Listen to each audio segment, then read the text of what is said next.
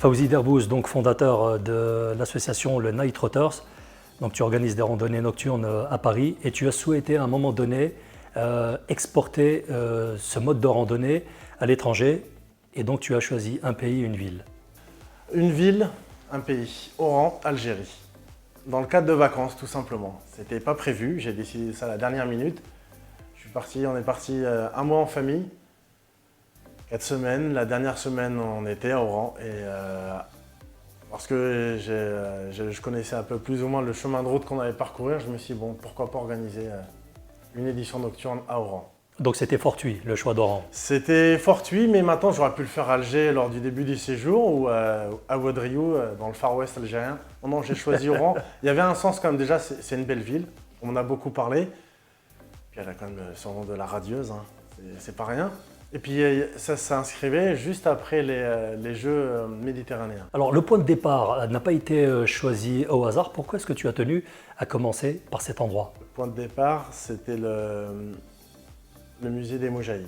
Et là, on est devant le point de départ. Derrière moi, il y a le musée des Moudjahides. Et là, sur ma gauche, on a l'hymne national. J'ai tenu, c'était ma façon à moi de rendre hommage. On ne peut pas évoquer l'Algérie sans parler de tous ceux qui ont payé un lourd tribut. Au musée des Moudjahidines, tu attendais donc ton club de randonneurs. Oui, j'attendais les randonneurs, oui, on va les mettre au pluriel. Écoute, le départ devait se faire, le rassemblement à 18 h devant le musée des Moudjahidines pour un départ prévu à 19 h. Bon alors Fawzi, on en est où de la randonnée? Écoute, il est 19h15. On devait partir à 19 h. Nora est arrivée en avance, donc je ne suis pas surpris. Nous sommes deux. On est 21 inscrits.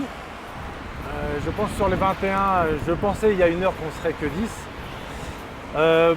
Écoute, c'est pas grave, si on n'est que deux, on part. Et puis de toute manière, la portée de tout ça va bien au-delà de ma petite personne et celle des participants. Et voilà, cette aventure se fera quoi qu'il arrive. Alors il y a quand même une courageuse, hein, Nora, qu'on salue. Nora, je la salue. Que nous voyons sur ces images. Une artiste, une photographe d'Oran. Je la salue puisque le premier contact était auprès d'elle et elle s'est démenée, et là, je la en remercie infiniment.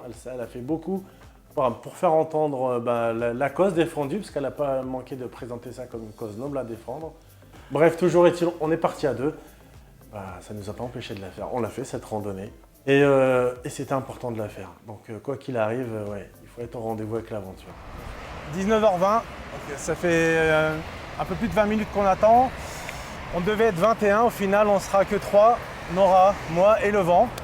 Bon, et bien l'aventure commence pour nous. Oui. On est parti, Nora? Oui, bien bon, sûr. À nous, On y va. On est parti. Allez, ciao. Tu m'expliques l'itinéraire, on va passer par où? Oui, écoute, là on va remonter tout droit jusqu'à arriver au front de mer. Oui, mais on va passer par le Sheraton, c'est ça? Oui. Après, on va prendre Ambifère sur notre gauche. Quels sont les lieux que tu as vus en définitif, hein, étape par étape, et puis qu'est-ce que tu en as retenu? Écoute, le palais présidentiel est quand même assez beau, il faut le reconnaître. Et une fois qu'on commence à longer du yeux la côte, on passe par le quartier Mobiliar, où il y a 4 grandes tours, assez impressionnantes. Après, là, écoute, c'est le début des merveilles. On a une vue sur la baie d'Oran qui est, c'est d'une beauté, il faut le voir. Encore plus de nuit parce que pour le coup, toutes les lumières reflètent sur l'eau. Et puis toi, tu es arrivé au coucher de soleil. On est arrivé au coucher de soleil. Quand on avait commencé, on a même pu prendre un beau coucher de soleil avant qu'il disparaisse. Oran de nuit, pour le peu que j'y suis resté, je ne suis pas resté longtemps à Oran, je suis resté une semaine. Et je peux dire qu'en une semaine, j'ai vu des très belles choses à Oran. Et j'en ai vu des tellement belles que j'ai qu'une envie, c'est d'y retourner. Alors après la cinémathèque, quelle étape? La gare d'Oran. Alors là, la gare, c'est... Écoute, j'ai jamais vu une gare aussi belle. Je dis comme je pense. Une beauté, il y a la partie moderne et puis la partie originelle, celle qui a été construite à l'époque de la colonisation. Elle est d'une architecture, alors architecture arabo-musulmane, mais écoute, une beauté, c'est pas une gare, c'est un palais. Regarde-moi cette beauté. On dirait une mosquée. Oui, bon, quand ils ont bâti la gare, ils l'ont bâti sous forme de mosquée. Alors après la gare, tu es parti découvrir de nuit le Palais des Sports. Oh oui, le fameux Palais des Sports. C'est là que se sont jouées les disciplines pour les Jeux méditerranéens. Oui. Pourquoi avoir mis dans ton circuit le Palais des Sports? Bah, écoute, comme j'ai dit, mon séjour a suivi les Jeux méditerranéens. Du coup, je me suis dit, bon, déjà, j'ai trouvé ça assez extraordinaire et très content que l'Algérie organise des Jeux méditerranéens. Alors, un autre lieu incontournable de la ville d'Oran, c'est la fameuse place d'Armes où se Oui. trouvent plein de monuments officiels. La mairie, le théâtre Alaoua. À Loula. Aloula, autant pour moi, Aloula. On est place d'Armes, derrière moi la mairie, l'obélisque où figure l'émir Abdelkader, à ma gauche le théâtre. Bah, elle est assez belle cette place, assez grande, assez imposante et on y retrouve d'ailleurs deux lions. Et d'où vient le nom de Wahran, parce que Wahran veut dire deux lions. Voilà, Voilà. exactement. Après la mairie, tu arrives à Disco Maghreb. Ouais, Alors, Disco Maghreb. il faut expliquer un petit peu aux gens que cette année, quand tu es allé en Algérie, un clip est sorti pour faire la promotion de Disco Maghreb et il se trouve qu'il était déjà sur ton circuit, mais complètement en dehors du contexte. Et Oui. tu as rencontré aussi des gens intéressants là-bas. Voilà, je l'avais mis parce que je trouvais ça authentique. En voyant le nom, j'imaginais bien les cassettes qu'on a tous connues à l'époque, avec les crayons pour les rembobiner. Et puis on a fait une rencontre avec un monsieur qui s'appelle Mustapha, Exactement. qui est un personnage, Un personnage, de la nuit oui. oranaise, que je salue. Un papillon de nuit, on va l'appeler comme ça.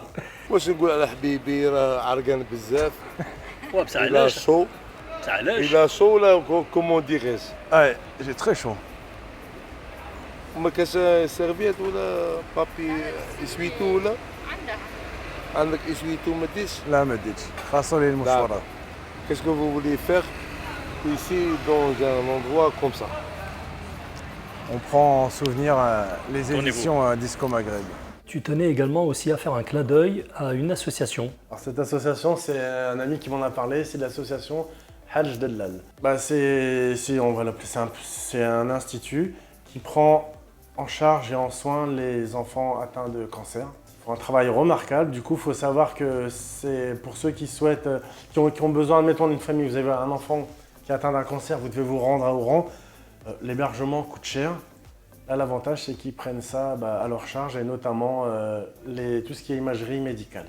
Du coup, s'il y a des gens qui voient cette vidéo et qui souhaitent tout simplement les soutenir, faites-le parce qu'ils en ont besoin et ils font beaucoup de bien. Alors, on va terminer cette randonnée vidéo oranaise par la cathédrale d'Oran. Écoute, la cathédrale, elle est splendide. Ouais. Et déjà en soi, je suis assez content qu'elle soit toujours là. Et écoute, ce qui est bien, c'est qu'Oran assume son histoire. Il est minuit et demi, 12 km et demi. On ne vous montrera pas tous les points qu'on a visités, mais l'essentiel sera diffusé. On se quitte gentiment avec derrière nous la cathédrale d'Oran. Pour finir cette rencontre entre toi et moi, là maintenant, est-ce que tu pourrais nous donner quelques détails sur ta prochaine randonnée oranaise ou algérienne peut-être? Oui, alors, la prochaine randonnée en Algérie, là c'est presque une obligation, mais je la ferai à Gigel. Alors c'est là où je suis né. J'aimerais la faire, là pour le coup j'ai déjà composé deux parcours. Un qui pour le coup on longe la corniche et un autre où on pourrait partir de l'entrée de Gigel côté bord de mer et ensuite remonter vers les hauteurs. À voir, mais le plus simple entre parenthèses à faire et à organiser, ce sera celui le long de la côte. Très bien. Eh bien écoute, merci Fawzi. Merci à toi. À bientôt. À très bientôt.